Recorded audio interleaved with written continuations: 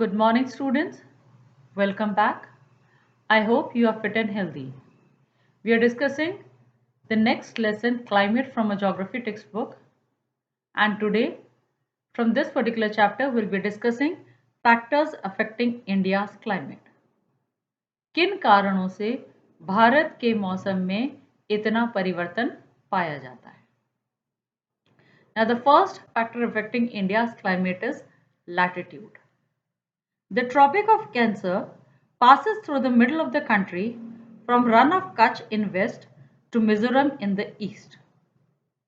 Tropic of cancer देश के बीचों बीच से गुजरता है और ये रन ऑफ कच्छ से निकलता वेस्ट में रन ऑफ कच्छ से निकलता हुआ ईस्ट में मिजोरम तक पहुंचता है. Almost half of the country lying south of Tropic of Cancer belongs to the tropical area. तकरीबन आधा देश ट्रॉपिक ऑफ कैंसर के साउथ में आता है, इसीलिए यह ट्रॉपिकल एरिया कहलाता है.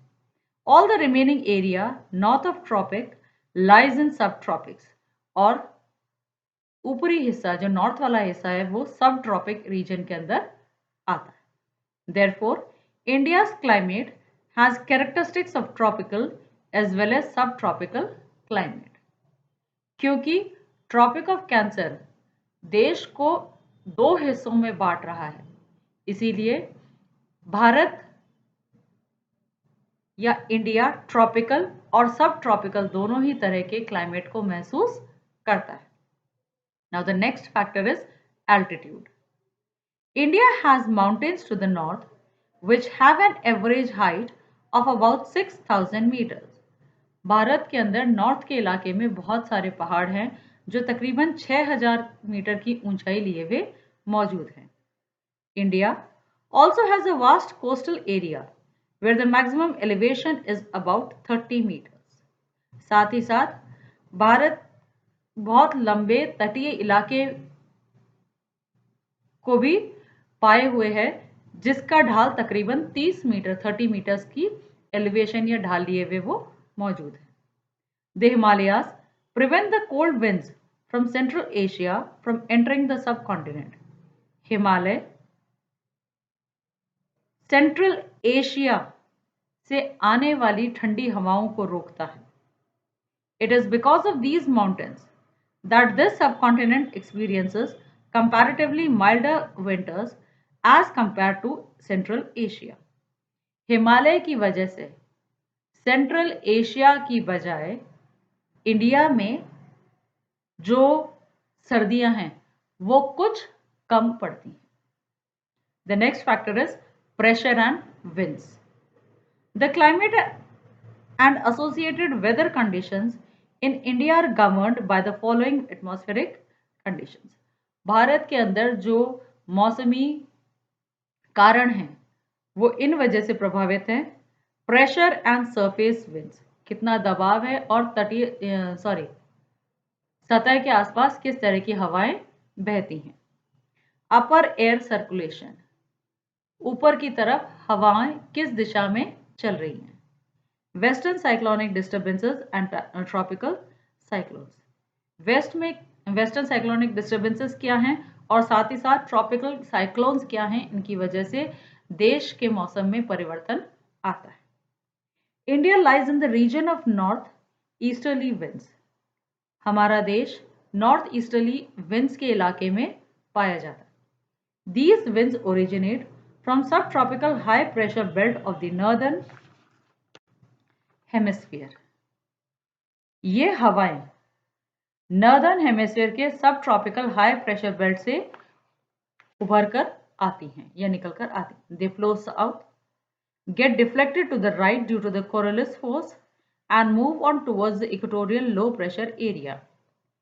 साउथ की तरफ बहती हुई कोरोलिस फोर्स की वजह से राइट में ये मुड़ जाती हैं और इक्वेटोरियल लो प्रेशर एरिया की तरफ आगे बढ़ना शुरू कर दी. Generally, these winds carry very little moisture as they originate and blow over land. अधिकतर इन हवाओं में नमी बहुत कम पाई जाती हैं क्योंकि ये सतह के ऊपर से बहकर या गुजरकर निकलती। Therefore, they bring little or no rain. Hence, India should have been an arid land, but it is not so. Let us see why. यदि ऐसा ही होता तो क्योंकि ये सूखी हवाएं हैं तो इनकी वजह से देश के अंदर कोई बारिश नहीं होनी चाहिए थी। तो यदि ऐसा होता तो इंडिया के अंदर बिल्कुल भी बारिश नहीं होती, लेकिन हम लोग अलग अलग इलाकों में अलग अलग रेनफॉल का अमाउंट को प्राप्त करते हैं। ऐसा क्यों होता है ये आगे हम लोग देखेंगे। But before that, what actually is Coriolis force? An apparent force caused by the Earth's rotation. The Coriolis force is responsible for deflecting wind towards the right in northern hemisphere and towards the left in the southern hemisphere. This is also known as Farrell's law. Coriolis force को Farrell's law के नाम से भी जाना जाता है, और क्योंकि अर्थ रोटेट करती है तो उसकी वजह से ये कोरोलिस फोर्स उत्पन्न होता है, और इस फोर्स की वजह से हवाएं नॉर्दर्न हेमिस्फीयर में राइट की तरफ और सदर्न हेमिस्फीयर में लेफ्ट की तरफ मुड़ जाती हैं। The pressure and wind conditions और over India are unique. Bharat के अंदर जितनी भी हवाएं चलती हैं या जो दबाव महसूस किया जाता है वो अलग अलग पाया जाता है। During winters there is a high pressure area north of the Himalaya. सर्दी के दिनों में हिमालय में हाई प्रेशर एरिया पाया जाता है। Cold dry winds blow from this region to low pressure areas over the oceans to south. ठंडी सूखी हवाएं लो प्रेशर एरिया की तरफ जाती हैं और फिर ये आगे जो साउथ में ओशंस हैं वहां तक ये बहती हैं। In summer a low pressure area develops over interior Asia as well as over northern western India. गर्मी के दिनों में इंटीरियर एशिया में लो प्रेशर एरिया डेवलप हो जाता है, साथ ही साथ ये इसी तरह का मौसम नॉर्थ वेस्टर्न इंडिया के हिस्सों में भी पाया जाता है। This causes a complete reversal of direction of wind during summer. इसकी वजह से गर्मी के दिनों में हवा की दिशाएं परिवर्तित हो जाती हैं, बदल जाती हैं। Air moves sorry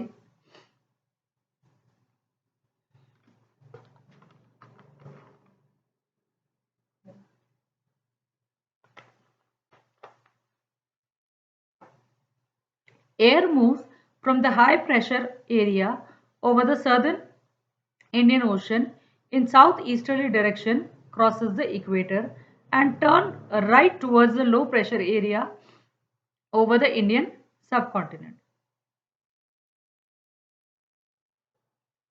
southern Indian ocean के इलाके के ऊपर हाई प्रेशर एरिया डेवलप होता है और वहां पर हवाएं चलनी स्टार्ट होती हैं और ये धीरे धीरे इंडियन सब कॉन्टिनेंट की तरफ आगे बढ़ते हुए वहां पर लो प्रेशर एरिया डेवलप कर देती।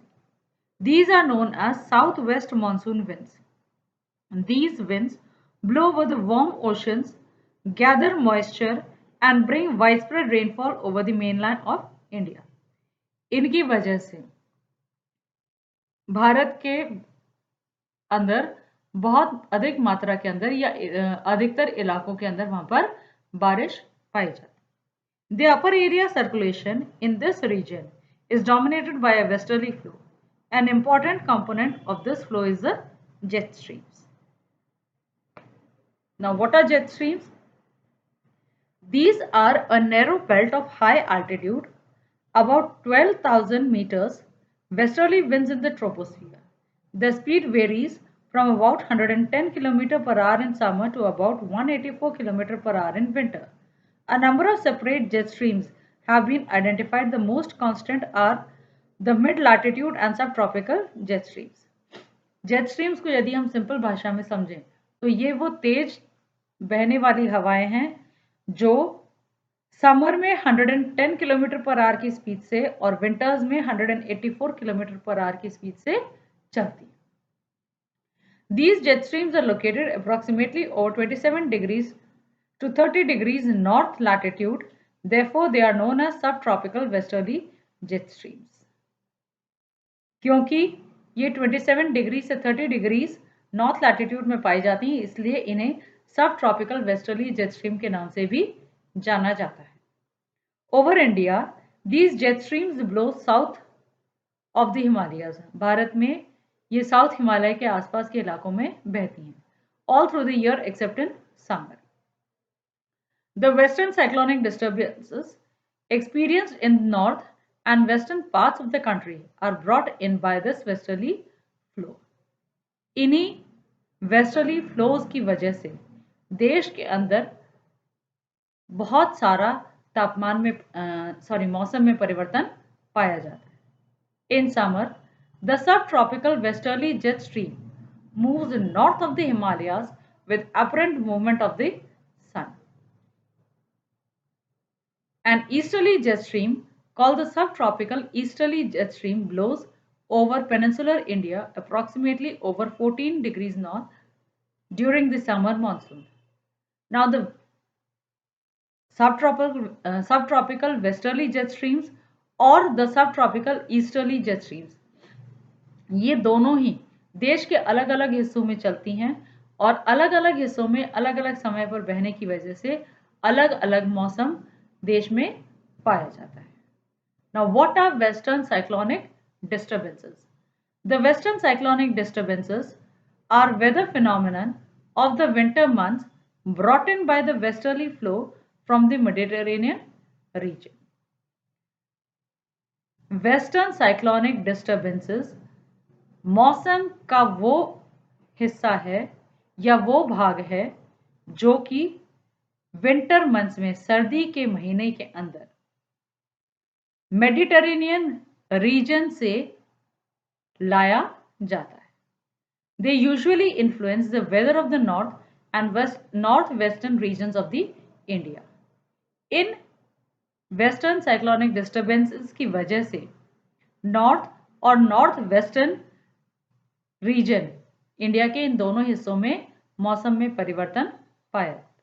Tropical cyclones occur during the monsoon as well as in October, November and are part of the easterly flow. These disturbances affect the coastal regions of the country. In disturbances की वजह से coastal regions में भी मौसम में परिवर्तन पाया जाता है. Now, if you go through these diagrams, you will clearly see how the atmospheric conditions are over the Indian subcontinents in the month of January and how are the atmospheric conditions over the Indian subcontinents in the month of the June. जनवरी और जून दोनों ही महीनों के अंदर यदि हम देखें तो हवाओं की दिशाएं भी अलग हैं और मौसम में भी परिवर्तन पाया जाता है. Now today we have discussed factors affecting India's climate. That's all enough for today. I hope it is clear. Very soon we'll meet with next topic. Until then, stay safe and healthy.